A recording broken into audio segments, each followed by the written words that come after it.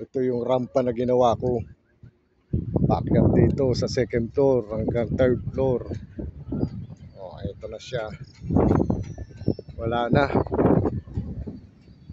Nahandahan na siyang nauubos. Kung makikita nyo.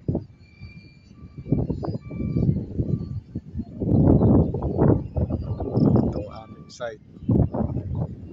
Kahit pa paano, dire-diretso naman ang trabaho kahit medyo nabibitin sa diesel.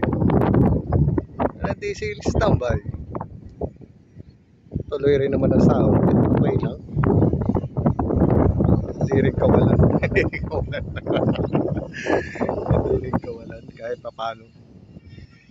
Nakakasarapan dito sa trabaho namin.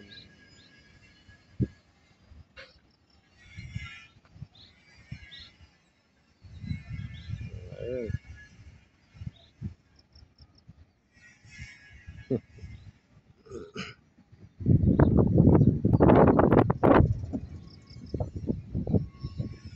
Yung trabaho namin na yan, kinasanayan na namin yan.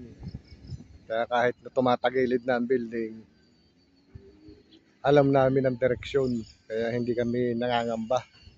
Kumbaga, hindi kami kabado. Dahil alam namin ang direksyon ng building kung saan tumumba. Kaya ayan, salawak na yan. Oh. Kung mapapansin nyo. Karga na naman silang diesel. Sa akin kahit isang galon lang, walang problema yan. Kung ayaw nyo hati-hatiin. Kung hati-hatiin nyo naman, ay bahagian nyo naman din ako.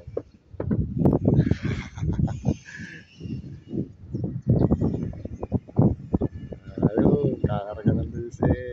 Ayun.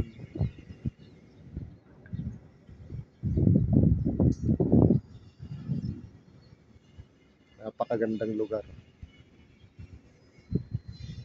Ayan, SLEX Batangas to Bicol. Pauwi doon, Manila, Batangas, Bicol naman. Ayan. Okay, update ko na lang uli kayo.